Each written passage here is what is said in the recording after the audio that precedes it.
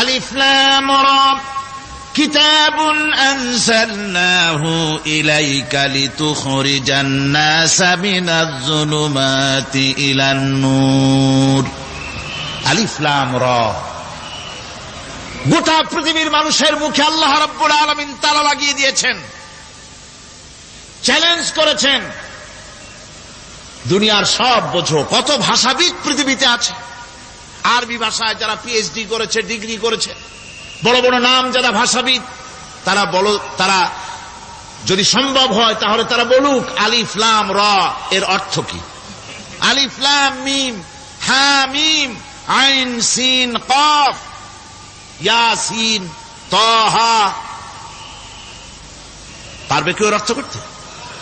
ওয়াল্লাহু আ'লামু বিমুরাদি, এর অর্থ কেবলমাত্র আল্লাহ এবং তার বান্দা, যার প্রতি এই কিতাব অবতীর্ণ করা হয়েছে, তিনিই বুঝতে পারেন। আল্লাহ পাক বলছেন কিতাবুন আনজালনাহু ইলাইকা, আমি আপনার প্রতি একখানা কিতাব অবতীর্ণ করেছি, লিতুখরিজান নাসা মিনাজ যুলুমাতি ইলান নূর, একখানা কিতাব দিয়েছি। সুবহানাল্লাহ বিহামদি, এমন একখানা কিতাব দিলাম যেই কিতাবের সম্পূর্ণ কিতাবখানা 30 পারা কোরআন শরীফে কিতাব, যার প্রতিটি সূরা কিতাব, যার প্রতিটি আয়াত কিতাব, যার প্রতিটি শব্দ কিতাব, যার প্রতিটি অক্ষর কিতাব। এমন বিশাল কিতাব আল্লাহ রাব্বুল আলামিন আজিম কিতাব দান করলেন। আল্লাহ পাক বলেন এই জন্য দান করেছি যাতে করে আপনি মানব মণ্ডলীকে অন্ধকারের ভিতর থেকে আলোর দিকে নিয়ে আসতে পারেন। এই জন্যই এই কোরআন আমি আপনার প্রতি নাজিল করেছি। কোরআনে কারীম আল্লাহ পাক অবতীর্ণ করেছেন মানুষের কাছে, অর্থাৎ রাসূল করিম সাল্লাল্লাহু আলাইহি ওয়াসাল্লামের কাছে। এক সময় এইভাবে নাজিল হয়নি, 30 পারা কোরআন একসাথে আসেনি। এসছে কিভাবে? ধারাবাহিকভাবে, আস্তে আস্তে, একটু একটু করে আল্লাহ পাক অবতীর্ণ করেছেন। এই কোরআন আল্লাহ নাজিল করলেন, তিনি বললেন আর রহমান আল্লামাল কোরআন, রহমান তিনি কোরআন শিক্ষা দিয়েছেন, এমন কোরআন যে কোরআনে কোনো ভুল নাই। যেরকম সুবহানাল্লাহ। দেখেন যত রকমের বই মানুষে লেখে, বাংলা, ইংরেজি, উর্দু, ফার্সি, যত রকমের ভাষায় হোক, যত বই লেখা হয়, বইয়ের ভূমিকায় গ্রন্থকার তিনি লেখেন এই বই লিখতে গিয়ে ভুল ভ্রান্তি হয়ে যেতে পারে, যদি কারো চোখে ধরা পড়ে জানিয়ে দিলে পরবর্তী সংস্করণে তা পরিশুদ্ধ করতে বাধ্য থাকিব। এরকম কথা বলে না? না, এরকম বলে যে আমি একখান বই লিখছি, এ বইয়ের মতো নির্ভুল বই আর কেউ লিখতে পারে নাই। এমন বাপের বেটা পৃথিবীতে জন্মাইছে? কেউ জন্মিয়েছে? কেউ জন্ম।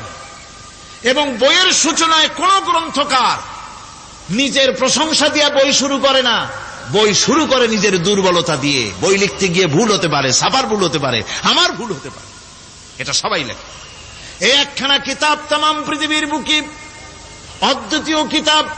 এই কিতাবের রচয়িতা, এই গ্রন্থের অথার, এই মহাগ্রন্থের মালিক, তিনি এই গ্রন্থ শুরু করেছেন নিজের প্রশংসা দিয়া। জোরে বলেন সুবহানাল্লাহ। কোরআন কভার খোলা মাত্রই গ্রন্থকারের প্রশংসা শুরু হয়ে গেল।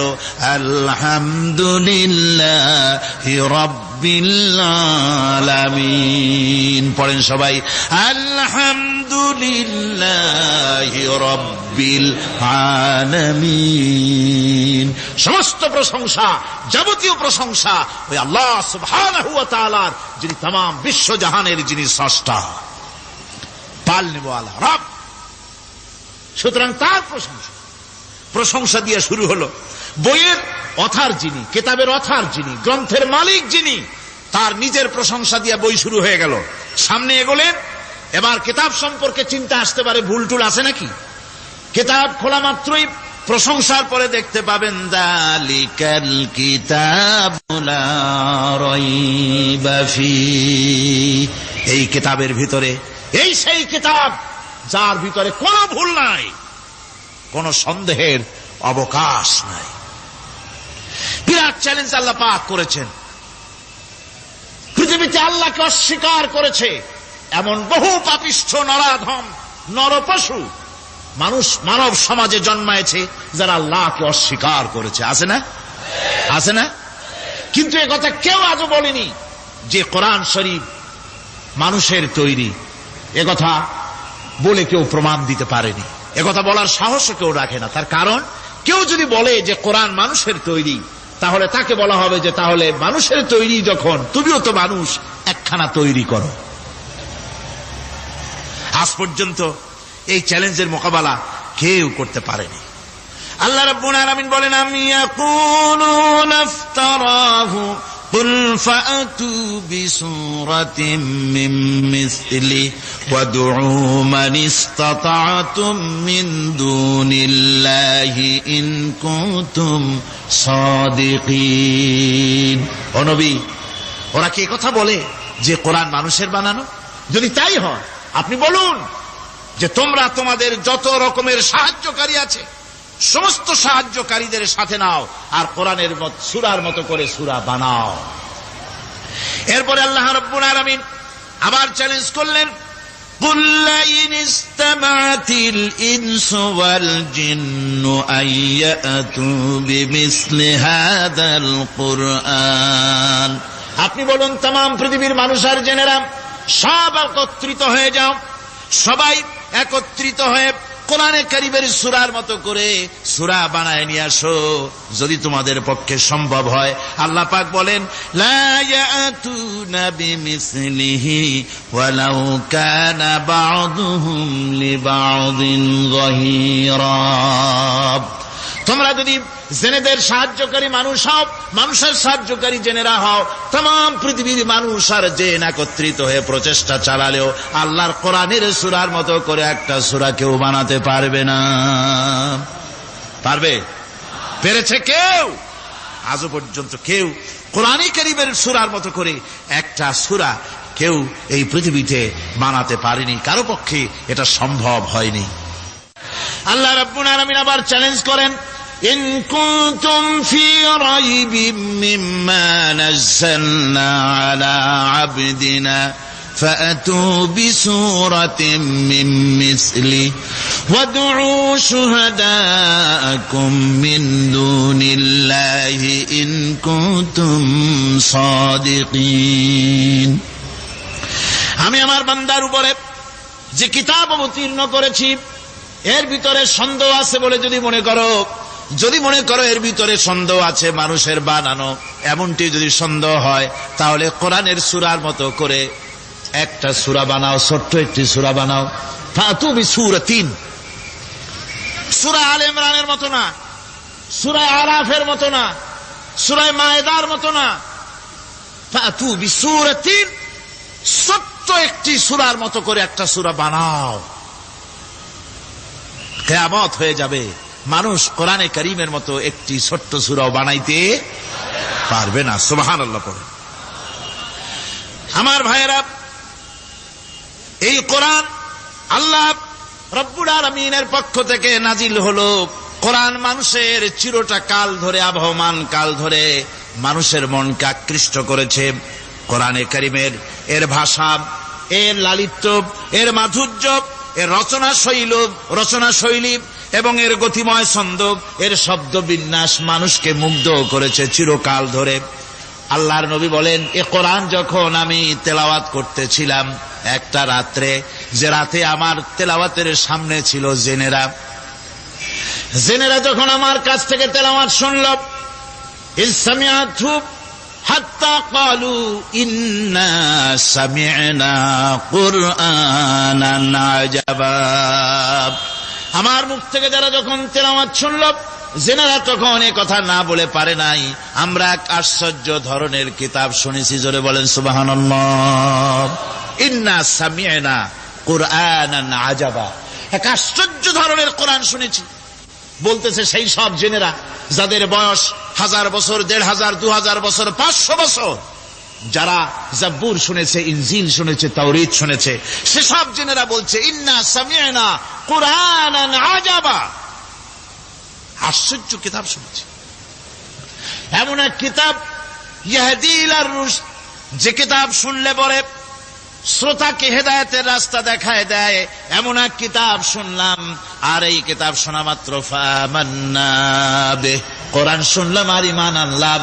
নবীজি বলেন, জেনেরা আমার মুখে তেলাওয়াত শুনে পড়ে নিল লা ইলাহা ইল্লাল্লাহু মুহাম্মাদুর রাসূলুল্লাহ।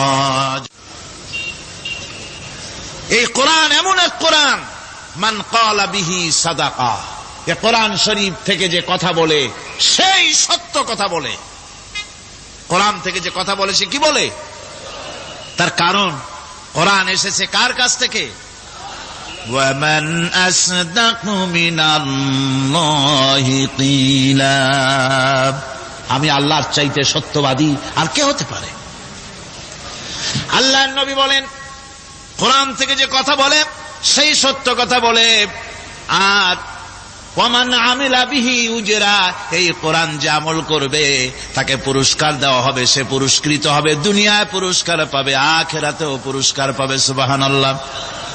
ওয়ামান হাকামা বিহি আদালা, আর কোরআন থেকে যে বিচার ফয়সালা করবে সেই কেবলমাত্র সঠিক সুষ্ঠু বিচার কায়েম করবে, সোশ্যাল জাস্টিস সেই করতে পারবে, সুবিচার জাস্টিস কায়েম সেই করতে পারবে।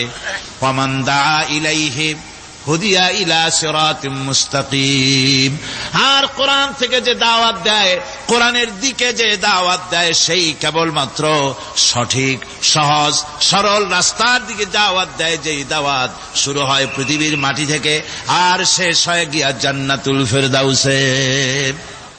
আমার ভাইয়েরা, কোরআন এর পরিচয়ের কথা বলতেছিলাম। আল্লাহ পাক কি কোরআন আমাদের শিখালেন, কোন কোরআন আমাদের শিখিয়েছেন, সেই কোরআনের পরিচিতি আপনাদের সামনে আমি তুলে ধরতেছি। আমি নিজে না, এবার কোরআন তার পরিচয় নিজেই দেবে। কেউ যদি কোরআনের কাছে জিজ্ঞাসা করে, কোরআন তুমি কোথা থেকে নাজিল হয়েছ, কে তোমাকে নাজিল করেছে, এই প্রশ্ন যদি কেউ কোরআনের কাছে করে, কোরআন নিজেই তার জবাব দিতে পারে কিনা? কোরআন নিজেই বলে, তানজিলাম মিম্মান খালাকাল আরদা ওয়াস সামাওয়াতিল উলা, এ কোরআন নাজিল করেছেন তিনি, যিনি ওই সুউচ্চ আকাশ আর জমিনকে যিনি সৃষ্টি করেছেন, সেই আল্লাহ আমারে নাজিল করেছেন। কোরআনের কাছে কেউ যদি প্রশ্ন করে, ও কোরআন, এই পৃথিবীতে নাজিল হওয়ার আগে তুমি কোথায় ছিলে, কেউ যদি প্রশ্ন করে, কোরআনে কারীম নিজে নিজের পরিচয় শোনায়, আমি কোথায় ছিলাম শোনো। বাল হুয়া কুরআনুম মাজিদুন ফি লাউহিম মাহফুজ, বরং এই কিতাব অতীব মর্যাদা সম্পন্ন সুরক্ষিত ফলকে লিপিবদ্ধ ছিল, আমি ছিলাম লোহে মাহফুজে, সেখান থেকে এসেছি। যদি কেউ প্রশ্ন করে, কোরআন কি কোরআন, তুমি কার উপরে অবতীর্ণ হয়েছ, জবাব কোরআন নিজেই দেয়, ওয়া আমিনু বিমা নুজিলা আলা মুহাম্মাদ ওয়া হুয়াল হাক্কু মির রাব্বিহিম, ঈমান আনো সেই জিনিসের উপরে যেটা মুহাম্মদ সাল্লাল্লাহু আলাইহি ওয়াসাল্লামের উপর অবতীর্ণ হয়েছে। আবার অন্য আয়াতেও জবাব পাওয়া যায়, তাবারাকাল্লাযী নাযালাল ফুরকানা আলা আবদিহি লিয়াকুনা লিল আলামিনা নাযীরা, অতীব বরকতপূর্ণ মহান সত্তা সেই আল্লাহ রাব্বুল আলামিন, যিনি তার বান্দার পরে ফুরকান অবতীর্ণ করেছেন। সুবহানাল্লাহ বিহামদি। কোরআনের নাম আমি বলেছিলাম শুধু কোরআন নয়, অনেক নাম আছে। কোরআনের আর এক নাম ফুরকান, কোরআনের আর এক নাম কি? আল ফারকু বাইনাল হাক্কি ওয়াল বাতিল। কোরআন হচ্ছে সেই মহাসত্য যা মিথ্যা এবং সত্যের মধ্যে পার্থক্য সূচিত করে, মঙ্গল এবং অমঙ্গলের মধ্যে পার্থক্য সৃষ্টি করে, যা সত্য এবং মিথ্যার মধ্যে তাফরিকা সৃষ্টি করে, সত্যকে মানুষকে বুঝিয়ে দেয়, তার নাম হচ্ছে ফুরকান। এবার যদি প্রশ্ন করা হয়, ও কোরআন, বুঝলাম তুমি লোহে মাহফুজে ছিলে, বুঝলাম তুমি নবীজির উপরে নাজিল হয়েছো, এবার বলো তুমি কোন মাসে নাজিল হয়েছো, তুমি তো আসছিলা প্রথম কোন মাসে নাজিল হয়েছো, এ প্রশ্ন যদি কেউ করে, কোরআন তার জবাবে বলবে, শাহরু রমাদানাল্লাযী উনজিলা ফীহিল কুরআন, রমজানের পবিত্র মাসে আমি অবতীর্ণ হয়েছি। সুবহানাল্লাহ। যদি প্রশ্ন করা হয়, রমজানে তো আসছো, কিন্তু প্রথম নাজিল হয়েছিল কোন সময়, ওটা কি দিন ছিল না রাত ছিল? কোরআন তার জবাবে বলে, ইন্না আনজালনাহু ফি লাইলাতিল কদর, কদরের পবিত্র রাতে আমি এই পৃথিবীতে আমার আগমন ঘটেছিল। যদি প্রশ্ন করা হয়, বুঝলাম সবই, কেন নাজিল হয়েছে তুমি, এই পৃথিবীতে তোমার আসার উদ্দেশ্য কি, মূল কাজটা কি, এই প্রশ্ন যদি করা হয়, কোরআনে কারীম তার জবাবে বলে, শোনো কেন এসেছি, লিতুখরিজান নাসা মিনাজ যুলুমাতি ইলান নূর। আমার মিশন হচ্ছে গোটা বিশ্ব মানবতাকে পুঞ্জীভূত জমাট বাঁধা অন্ধকারের ভেতর থেকে টেনে বের করে আলোর সন্ধান দিতে, আলোর দিকে আনার জন্য আমি কোরআন নাজিল হয়েছি। গোটা পৃথিবীর মানুষ আছে অন্ধকারের ভিতরে। কিসের মধ্যে? অন্ধকার কি? অন্ধকার হচ্ছে পুঁজিবাদ, অন্ধকার সমাজতন্ত্র, অন্ধকার ধর্ম নিরপেক্ষতাবাদ, অন্ধকার জাতীয়তাবাদ। মানুষের তৈরি করা যত মতবাদ সব কি? জোরে কোন, সবগুলি কি? অন্ধকার। এই অন্ধকারের ভেতর থেকে মানুষগুলিকে টেনে আনবে কোরআন কিসের দিকে? আলোর দিকে। এবার যদি প্রশ্ন করা হয়, বুঝলাম তুমি অন্ধকার থেকে আলোর দিকে নিয়ে আসবে, আলোর দিকে আসলে পরে ফায়দাটা কি হবে, মূল ফায়দাটা বুঝায় দাও, আসল ফায়দা কি হবে তোমারে যদি মানি। কোরআন তার জবাব দেয়, নিজের পরিচয় নিজে তুলে ধরে, ফামান তাবিআ হুদায়া ফালা খাউফুন আলাইহিম ওয়ালা হুম ইয়াহজানুন। এই কোরআনকে যদি মেনে চলো, এই কোরআনের আইন যদি মানো, সমাজে মানো, ব্যক্তিতে মানো, পরিবারে মানে, রাষ্ট্রে মানো, জীবনের সব ক্ষেত্রে সমস্ত জায়গায় যদি এই কোরআনকে মেনে চলো, ফালা খাউফুন আলাইহিম, তাহলে তোমাদের কোনো ভয় থাকবে না, ওয়ালা হুম ইয়াহজানুন, কোনো চিন্তাও থাকবে না। কিসের ভয় থাকবে না? কোরআনের আইন মেনে যদি চলো সমাজে ও রাষ্ট্রে, চুরির ভয়, ডাকাতির ভয়, জিনার ভয়, হত্যার ভয়, সন্ত্রাসের ভয়, কোনো ভয় থাকবে না। ওয়ালা হুম ইয়াহজানুন, চিন্তাও থাকবে না। খাওয়া পড়া, শিক্ষা, চিকিৎসা, বাসস্থান, এগুলির কোনো চিন্তা থাকবে না। কোরআনের সমাজে সব কিছুর গ্যারান্টি দেওয়া হবে, সবগুলি পেয়ে যাবে। এখন যদি আবার প্রশ্ন করা হয়, কোরআন বুঝলাম তোমারে মানলে পরে সব ফায়দা হবে, তাহলে এবার জবাব দাও, তোমার ভিতরে কি রাজনীতি আছে নাকি? আমি তো মানুষ, আমার রাজনীতি করা লাগে। Man is social animal. আমরা তো জঙ্গলের পশু নই, আমরা তো মানুষ। আমাদের সমাজ আছে, আমাদের পৌর নির্বাচন আছে, আমাদের জাতীয় নির্বাচন আছে, আমাদের কলকারখানা আছে, জমিন আছে, আমাদের রাজনীতি, অর্থনীতি, সমাজনীতি আছে, পারিবারিক নীতি আছে, অনেক নিয়ম মালা আছে, নিয়ম নীতি আছে। তোমারে মানলে তোমার ভিতরে কি ওগুলো আছে নাকি, সে কথা বলো। কোরআন তার জবাবে বলে, وَنَزَّلْنَا عَلَيْكَ الْكِتَابَ تِبْيَانًا لِكُلِّ شَيْءٍ وَهُدًى وَرَحْمَةً وَبُشْرَى لِلْمُسْلِمِينَ। কোরআন জবাবে বলে, শুনে রাখো, শুধু অর্থনীতি সমাজনীতি নয়, শুধু রাজনীতি আর শিক্ষানীতি, যুদ্ধনীতি নয়, তোমার জীবনে যা কিছু দরকার, ইহকালে যা কিছু দরকার, পরকালে, সব কথাগুলি আল্লাহ রব্বুল আলামিন আমি কোরআনের সিনার ভিতরে খুলে খুলে বর্ণনা করে দিয়েছেন। সব কথা এ কোরআনে কারীমের ভিতরে রয়েছে। তোমার এমন কোনো জিনিস নাই যা তুমি কোরআনে কারীমের মধ্যে পাবে না। তোমার সমস্ত প্রয়োজন আমার বুকের মধ্যে আল্লাহ দিয়ে দিয়েছেন। বিজ্ঞান আছে, দর্শন আছে, ইতিহাস আছে, সব আছে এর মধ্যে। তবে কোরআনের মধ্যে বিজ্ঞান আছে বলে আমি এটাকে বিজ্ঞানের কিতাব বলবো না, দর্শন আছে বলে দর্শনের কিতাব আমি বলবো না, রাজনীতি আছে বলে কোরআনকে আমি রাজনীতির কোনো কিতাব বলবো না। কোরআন তাহলে কি? কোরআন হচ্ছে অর্থনীতি, সমাজনীতি, রাজনীতি, পারিবারিক নীতি, মানুষের জীবনের যা কিছু প্রয়োজন, সমস্ত নীতি মালার নীতি গ্রন্থের নাম হতেছে কোরআনে কারীম।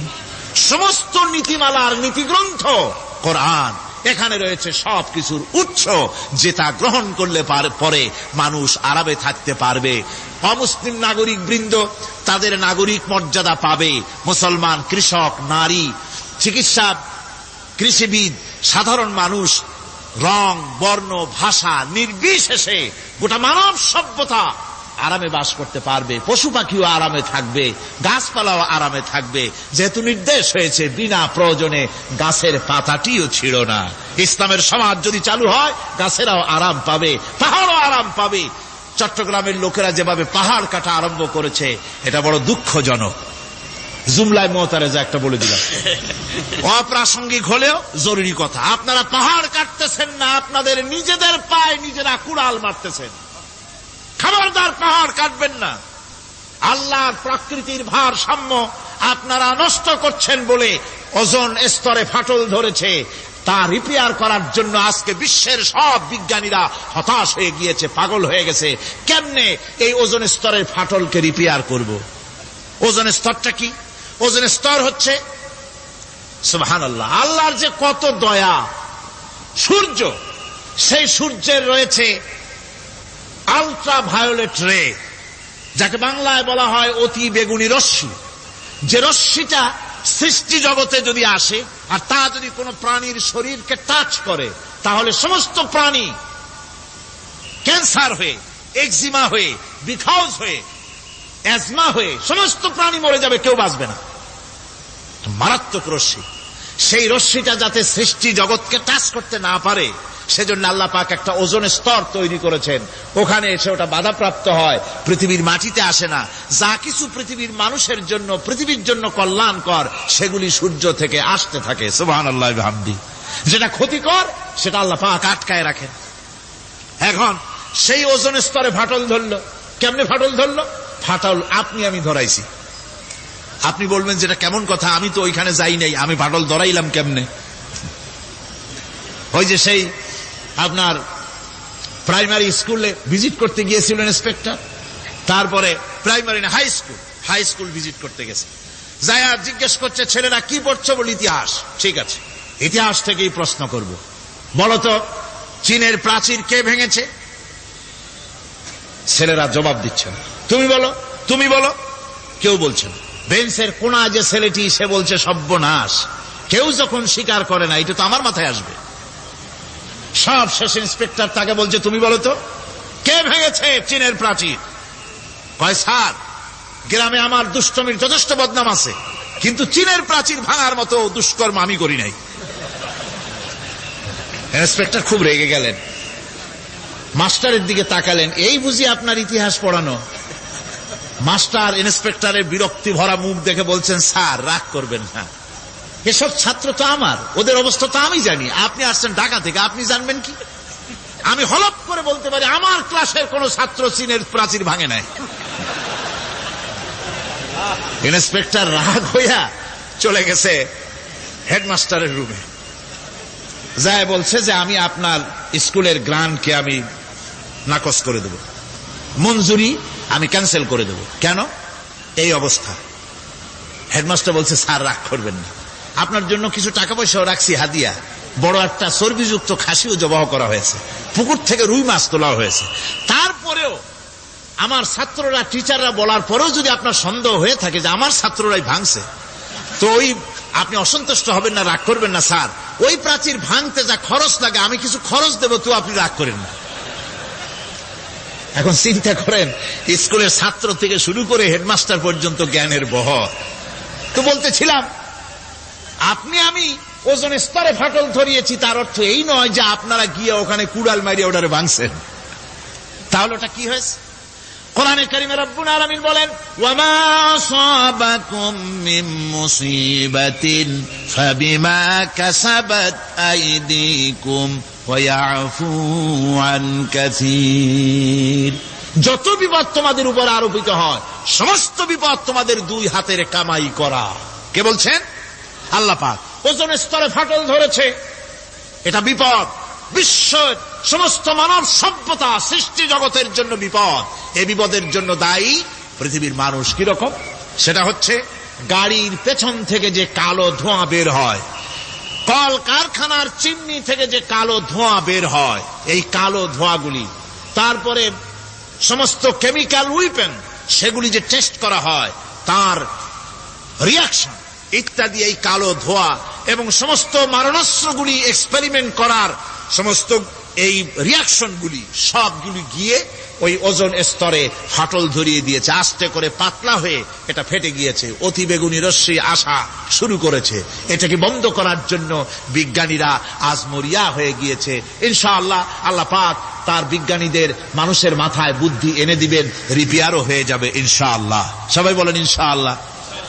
তাহলে বললাম কেন এ কথাটা? এই জন্য বললাম যে কোরআনে কারীমের মধ্যে আল্লাহ রাব্বুল আলামিন সব কথা বলে দিয়েছেন, কোনো কথা বাদ রাখেন নাই।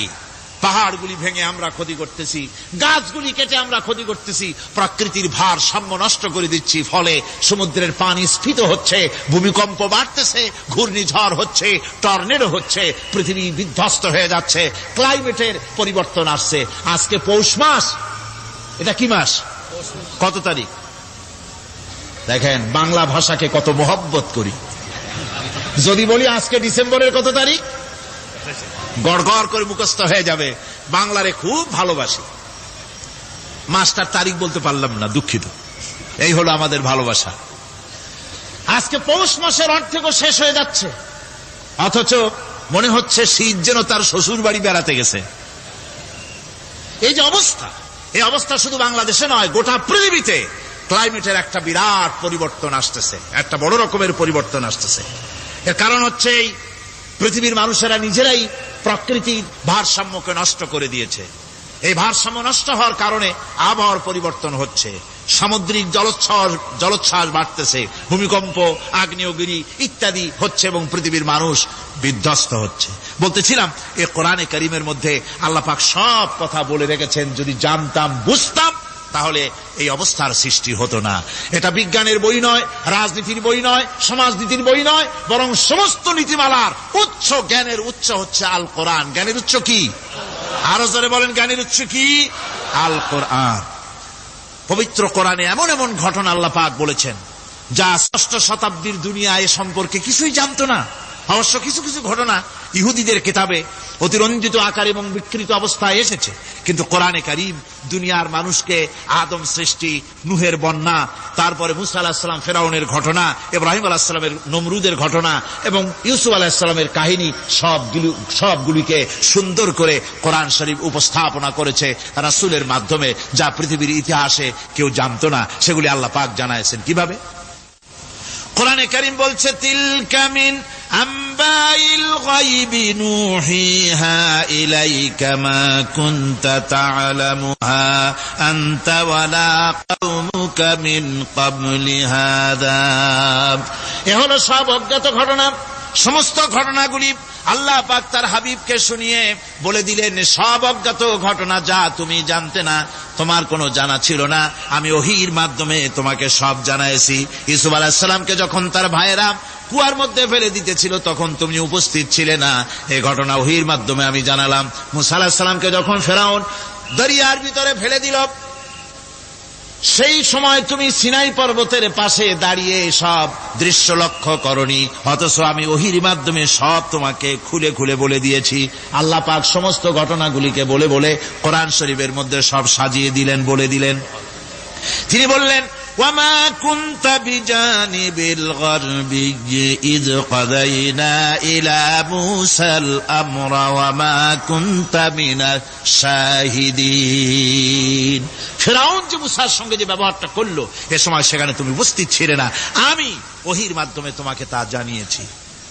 كذلك نقص عليك من أنباء ما قد سبق وقد آتيناك من لدنا ذكرا।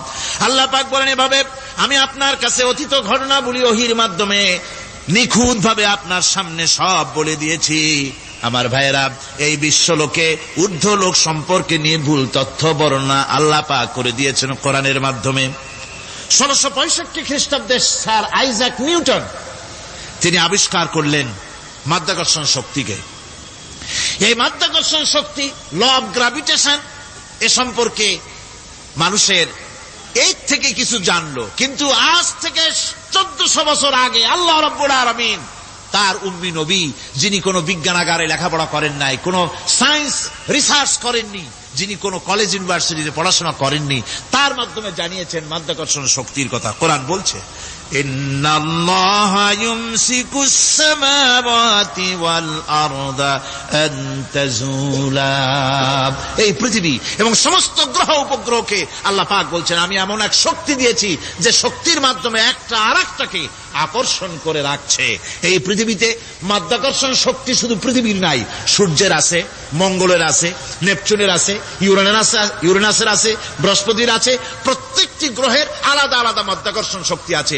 আর এই শক্তির বলে একটা আরেকটাকে টেনে ধরছে যাতে করে বিচ্ছিন্ন হয়ে না যায়, যাতে করে ধ্বংসপ্রাপ্ত না হয়। এগুলি আল্লাহ পাক এই তথ্যগুলি কোরআনে কারীমের মধ্যে বলেছেন। ফলে মরিস বুকাইলির মতো লোক, যিনি ফরাসি দার্শনিক, তিনি বলেছেন দুনিয়ার সমস্ত বিজ্ঞানীদের থিওরি হচ্ছে এই যে বিজ্ঞানের কোনো থিওরি ফাইনাল নয়। আজ একটা হচ্ছে, কাল সেটাকে পরিবর্তন করে নতুন আর এক থিওরি আসতেছে। কিন্তু কোরআনে কারীমের মধ্যে আমি, কে বলতেছেন এ কথা?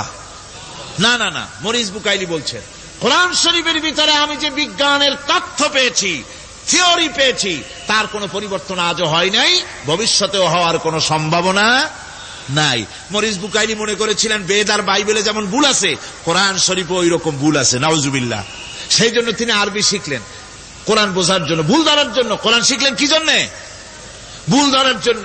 আর এমন শেখা শিখছেন, ওই আরবি শিক্ষা মানে আমাদের দেশের লোকদের মতো আনাকুন জানাকুন শেখে নাই, ভালো করেই শিখছে, ভালো করেই মুখস্থ করেছে, তার ভালো করে আরবি শিখেছেন, তারপরে কোরআন শরীফ পড়েছেন, তারপরে তিনি এ কোরআন পড়ে তেলাওয়াত করে বুঝে এরপরে তিনি বই লিখেছেন দি Bible, the Quran and science. এই বইয়ের মধ্যে তিনি পরিষ্কার লিখেছেন কোরআন পড়লাম, এর ভিতরে একটা নকতা দেওয়ার, একটা কলমের ফোঁটা দেওয়ার জায়গা কারো নাই। কোরআন নিঃসন্দেহে মহান স্রষ্টা আল্লাহ রাব্বুল আলামিনের মানুষের বানানো কিতাব, এটা হতে পারে না। সুতরাং কোরআন শরীফের মধ্যে আল্লাহ পাক সব কথা বলে দিয়েছেন। বিজ্ঞানের সাথে কিন্তু কোরআনের সংঘর্ষ নাই। অনেকে মনে করে যে বিজ্ঞান আর কোরআন এর মধ্যে বিরাট সংঘর্ষ। না, বিরাট সংঘর্ষ নয়, দুই একটা পয়েন্টে সংঘর্ষ থাকতে পারে। অধিকাংশ ব্যাপারই বিজ্ঞান, আমি মনে করি বিজ্ঞানের আবিষ্কার যত বাড়বে, কোরআন বোঝা মানুষের জন্য তত সহজ হবে। এটা আমার ধারণা, এটা আমার ধারণা।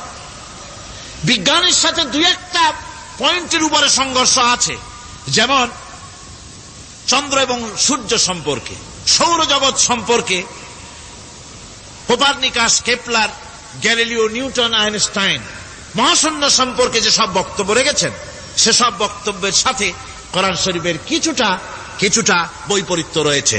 যেমন কেউ বলেছেন সূর্য ঘোরে, পৃথিবী স্থির, কেউ বলে সূর্যের চতুর্দিকে পৃথিবী ঘোরে, কেউ কয় চন্দ্র ঘোরে, কেউ কয় আমরা কি আর বসে থাকি, আমরাও ঘুরি। কিন্তু আসলে ঘোরেটাকে কে ঘোরে, এ ফয়সালা কে দেবে? কে দিবে বলুন তো? হ্যাঁ, ঠিক বলেছেন, আল্লাহই দিবেন, কারণ এগুলি সৃষ্টি করেছেন কে? এবার শুনুন, এই বিতর্কের মীমাংসা আল্লাহ পাক করছেন কোরআনে কারিমে বহু আগে। গ্যালিলিও, কেপলার, কোপারনিকাস এদের বলার অনেক আগে বিশ্বনবী জনাবে মুহাম্মদ রাসূলুল্লাহ সাল্লাল্লাহু আলাইহি ওয়াসাল্লাম তিনি বলে দিয়েছেন, আল্লাহর কথা তিনি বলেছেন, লাশ-শামসু ইয়ানবাগী লাহা আন তুদরিকাল কামারা ওয়ালাল লাইলু সাবিকুন নাহার ওয়া কুল্লুন ফি ফালাকিন ইয়াসবাহুন। প্রবল জ্ঞানী হইবে যাহারা, আপন মনেতে বুঝিবে তাহারা, রাত্রি পারে না আগে যাইবার দিনের স্থান করি অধিকার। চন্দ্র বাঁধে না সূর্যের গায়েতে, সূর্য পারে না চন্দ্রকে ধরিতে। যার যে স্থান বহাল রাখিয়া ভ্রমণ করিছে খোদাকে ডরিয়া। আল্লাহ রাব্বুল আলামিনকে ভয় করে সব ঘুরছে, চাঁদও ঘোরে, সূর্য ঘোরে, মঙ্গল ঘোরে, ইউরেনাস ঘোরে, বৃহস্পতি ঘোরে, পৃথিবীও ঘোরে। সব ঘুরছে তো ঘুরছেই, বন বন করে ঘুরছে একটা নির্দিষ্ট কক্ষপথে, আপন আপন কক্ষপথে ঘুরছে, যার ফলে অ্যাক্সিডেন্ট হয় না। সুবহানাল্লাহ, জোরে বলেন সুবহানাল্লাহ। নির্ধারিত কক্ষে ঘুরছে, নির্ধারিত কক্ষে ঘুরছে। এর কক্ষগুলি আল্লাহ পাক ঠিক করে দিয়েছেন, সেই কক্ষে ঘুরতেছে, একে অপরের পথ অতিক্রম করতেছে না। আবার ওই মহাশূন্যের ভেতরে রয়েছে black hole. Black hole, black hole কি? ব্ল্যাক হোল হচ্ছে একটা বিরাট অন্ধকার গহ্বর, একটা মৃত্যুকূপ, এত বড় বিরাট ব্ল্যাক হোল মহাশূন্যে আছে। বিজ্ঞানীরা হয়রান হয়ে গেছে, তার এত বড় শক্তি। সে শুধু তারা খায় না, কোন তারকা ঘুরতে ঘুরতে যদি তার কাছে এসে যায় তারাকে খেয়ে ফেলে। কোন আলো যদি কাছে আসে, আলো শুষে নিতে নিতে আলো যার থেকে এসেছে সেটাকেও শেষ করে ফেলে। এ ধরনের একটা দারুণ আকর্ষণী শক্তি তার মধ্যে আল্লাহ সৃষ্টি করেছেন। একটা ব্ল্যাক হোল আছে মহাশূন্যের ভিতরে। সূর্য, চন্দ্র, গ্রহ, নক্ষত্র, যে সূর্য পৃথিবীর চাইতে 13 লক্ষ গুণ বড়, এমন 2 কোটি সূর্য খাইয়া হজম করতে পারে এত বড় ব্ল্যাক হোল আল্লাহ তৈরি করে রেখেছেন মহাশূন্যের উপরে।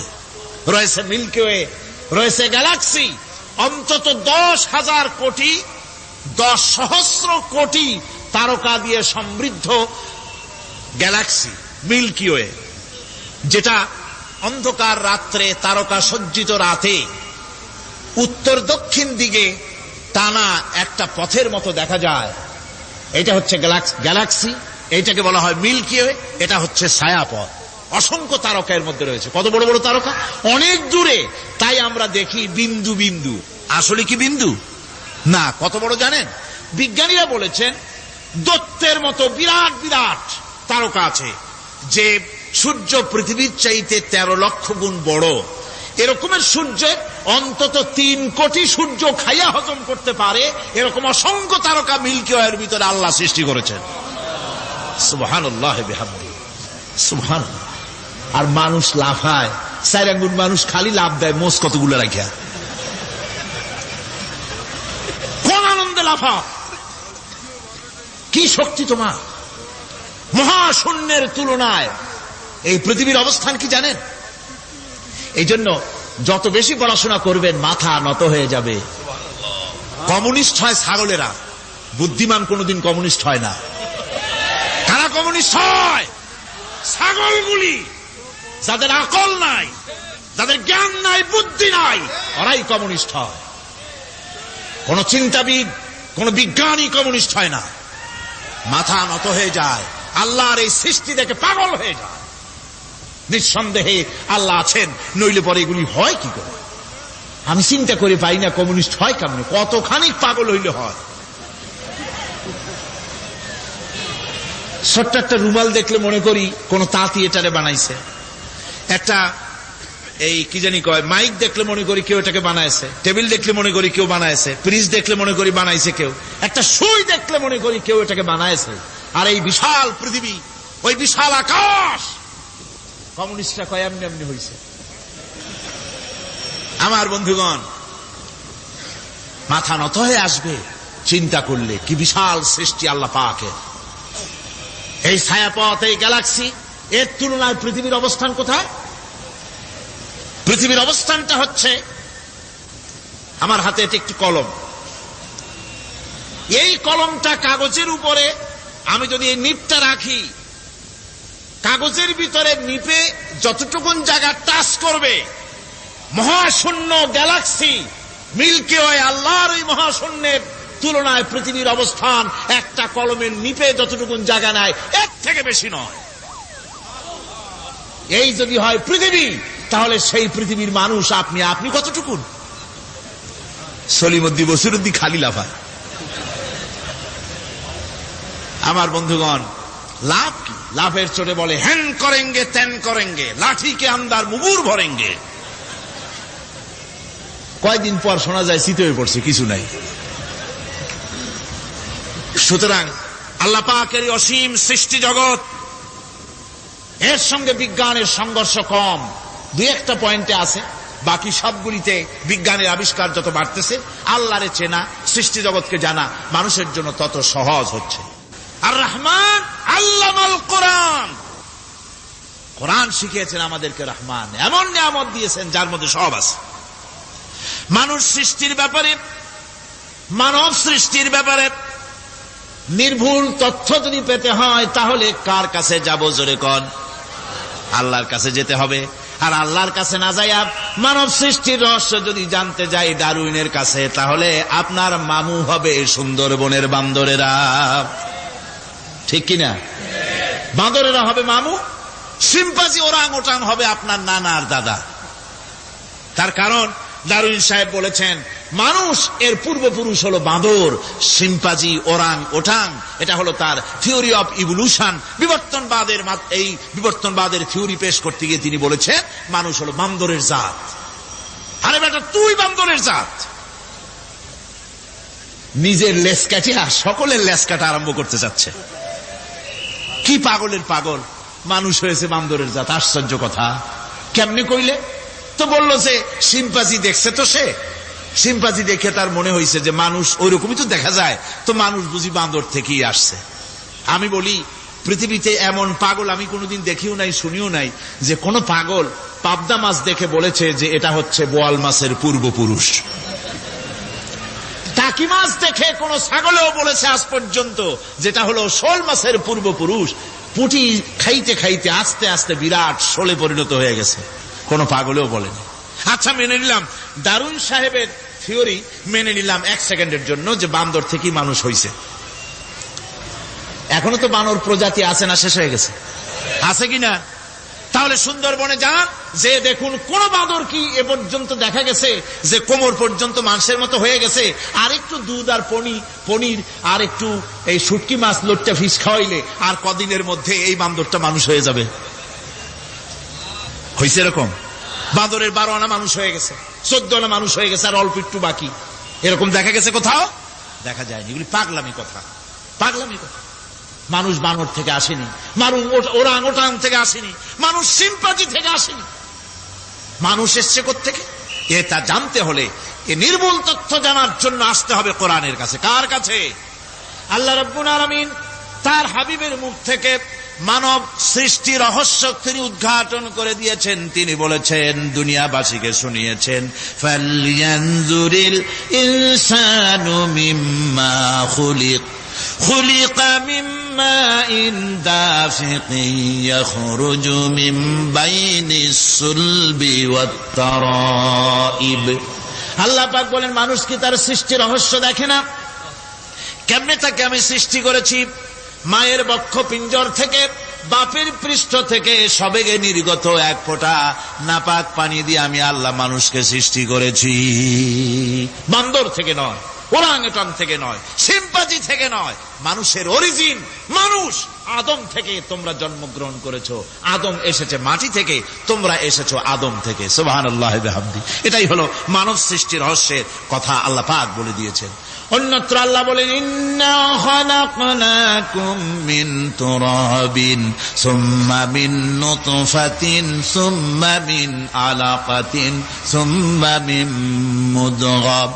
নিষ্প্রাণ মাটি থেকে তোমার উৎপত্তি হয়েছে, আর এই নিষ্প্রাণ মাটি দিয়ে তোমাকে তৈরি করা হয়েছে। এগুলি মাতৃগর্ভের ভিতরে গিয়া নাপাক পানি ফোঁটা জমাট রক্ত হয়েছে, গোশত হয়েছে, তারপরে মানুষের আকৃতি দিয়েছি, আর এরপরে বাচ্চার আকারে মায়ের পেট থেকে আমি আল্লাহ মানুষ করে তোমাকে বের করেছি। সুতরাং মানব সৃষ্টি রহস্যের কথা বিজ্ঞানের সাথে যেটা সাংঘর্ষিক হবে কোরআনের সাথে, আমরা সেটা মানতে পারি না।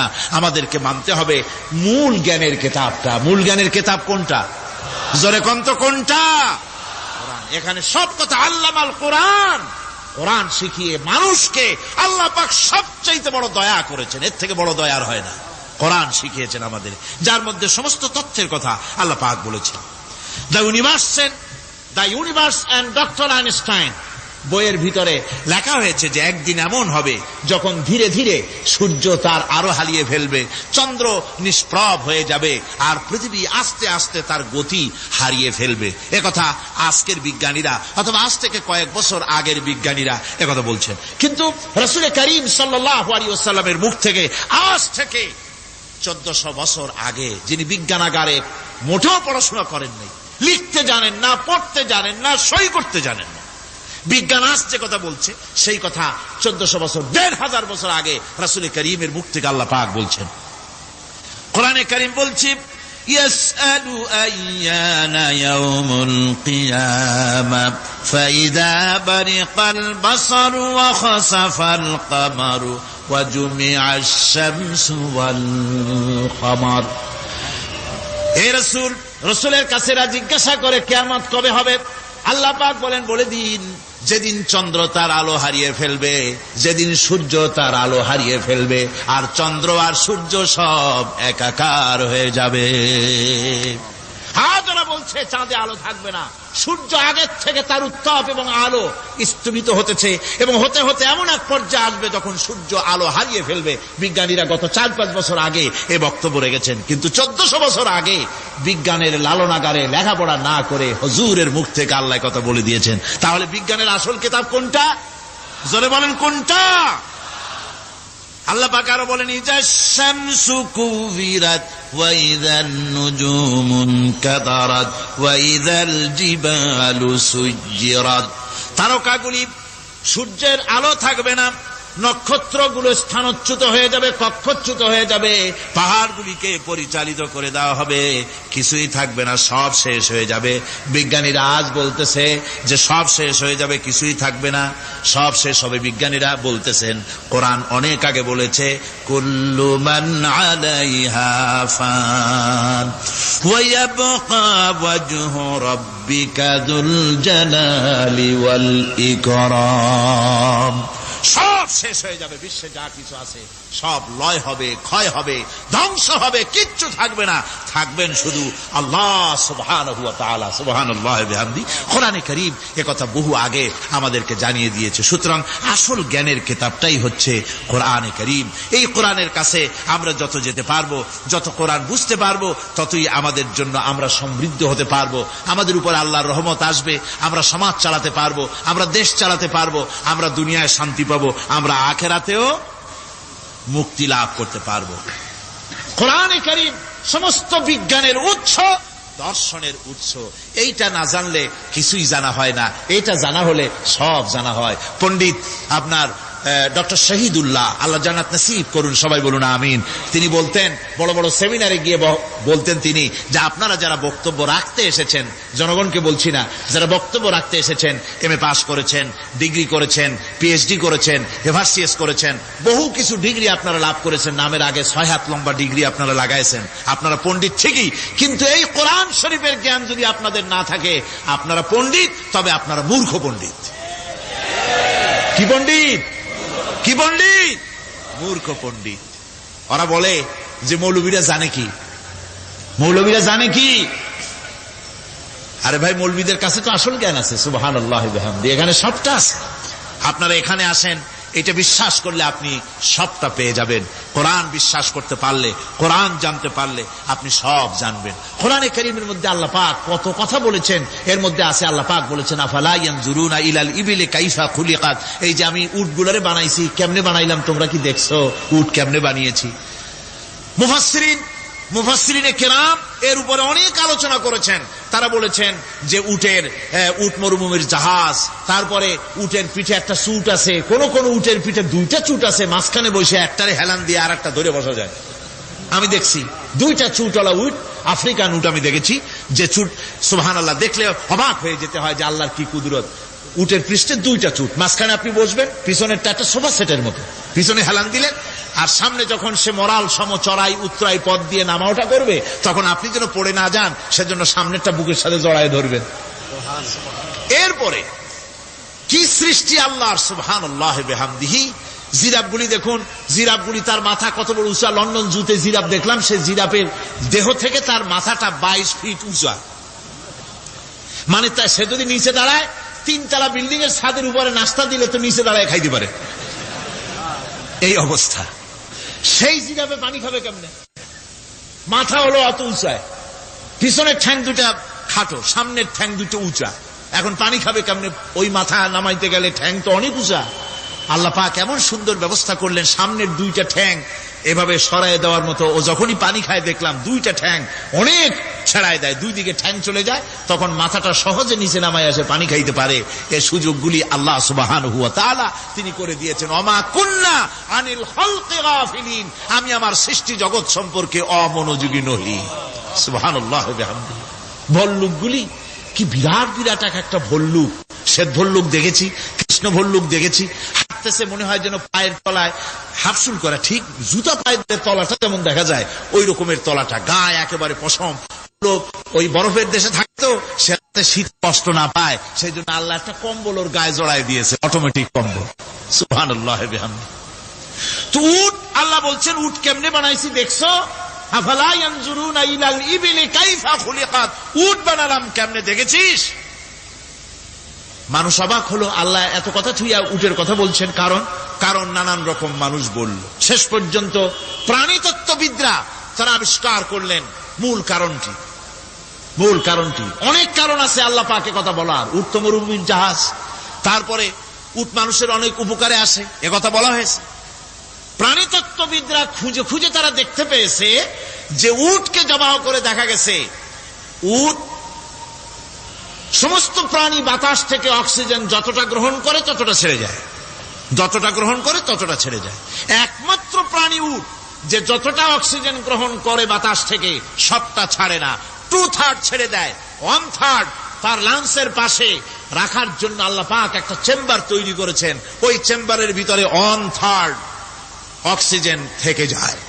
কারণ পানিও রেখে, তার পানি রাখার জন্য রিজার্ভ ট্যাঙ্কি আছে, একটা রিজার্ভ ট্যাঙ্কি আছে, অক্সিজেন রাখার একটা চেম্বার আছে। এগুলি কেন? এই জন্য যে মরুভূমির ভিতরে সাইমুম শিল্পী গোষ্ঠী না, কিন্তু ঝোড়ো হাওয়া, মরুভূমির ভিতরে ঝোড়ো হাওয়া, এই ঝোড়ো হাওয়া যখন আরম্ভ হয়ে যায় তখন মানুষ বাঁচতে পারে না, মানুষ টের পাইয়া সব বাড়িতে চলে যায়। মরুভূমিতে চড়ে বেড়ায় উট, সে যাবে কোথায়? ওর তো যাওয়ার জায়গা নাই। 7 দিন 8 দিন 1 সপ্তাহ 2 সপ্তাহ পর্যন্ত এই মরুভূমিতে ঝড় চলতে থাকে, বালুর ঝড়, কিচ্ছু দেখা যায় না। ওখানে দেখছিলেন বালুর পাহাড়, কালকে আজকে দেখবেন বালুর পাহাড় এখানে চলে আসছে। এইভাবে পাহাড় তৈরি হয়ে যায়, বালি উড়ায় নিয়ে যায় বাতাসে। এই বাতাসের ভিতরে বালু উঠতে থাকে সমানে, মানুষ প্রাণী কিছুই সেখানে শ্বাস করতে পারে না, বাঁচতে পারে না। উটের মতো প্রাণী যে মরুভূমিতে থাকে ও বাঁচবে কি করে? আল্লাহ সুবহানাহু ওয়া তাআলা ওর লাংসের পাশে অক্সিজেন রাখার চেম্বার করে পানির ট্যাঙ্কি তৈরি করে দিয়ে রেখে এমন কায়দা করেছেন, ও যখনই টের পায় যে ঝড় শুরু হবে সাথে সাথে ঠ্যাং দিয়া মুখ দিয়া গর্ত করে বালুর ভিতরে মাথা ঢুকাইয়া 1 সপ্তাহ 2 সপ্তাহ থাকতে পারবে মাটির তলে, অক্সিজেনের অভাব হবে না। আফালা ইয়ানজুরুনা ইলাল ইবিলি কাইফা খুলিকাত, দেখো নাকি কিভাবে সৃষ্টি করেছি আমি এই সুন্দর উটকে, একবার দেখো। আর শুকরিয়া তোমার মাথা নত হবে। যত বড় কমিউনিস্ট হও, আল্লাহর শ্রেষ্ঠের জন্য সেজদা দিতে বাধ্য হবে যদি তোমার ঈমান এতটুকুনো থাকে। আল্লাহুম্মা আমিন। ربنا ظلمنا أنفسنا وإن لم تغفر لنا وترحمنا لنكونن من الخاسرين ربنا لا تزغ قلوبنا بعد إذ هديتنا وهب لنا من لدنك رحمة إنك أنت الوهاب ربنا العالمين। হাজার হাজার মুসলমান নরনারী দীর্ঘক্ষণ ধরে তোমার কোরআনের কথা শুনেছি, মেহেরবানি করে সওয়াবটুকু রাসূল করিম সাল্লাল্লাহু আলাইহি সাল্লামের রূহ মুবারকে পৌঁছে দাও। तमाम পৃথিবীর মাটির নিচে যত মুমিন মুমিনাত শুয়ে আছে, আল্লাহ তুমি মেহেরবানি করে কবরগুলিকে জান্নাতের টুকরায় পরিণত করে দাও। আমাদের মা বাপ যাদের দুনিয়া থেকে বিদায় হয়ে গেছে, আল্লাহ দয়া করে তাদেরকে জান্নাতবাসী করে নিও। রব্বিরহামহুমা কামা রব্বায়ানি সগীরা ربنا تقبل منا إنك أنت السميع العليم وتب علينا إنك أنت التواب الرحيم سبحان ربك رب العزة عما يصفون وسلام على المرسلين الحمد لله رب العالمين بحق لا إله إلا الله محمد رسول الله السلام عليكم ورحمة الله।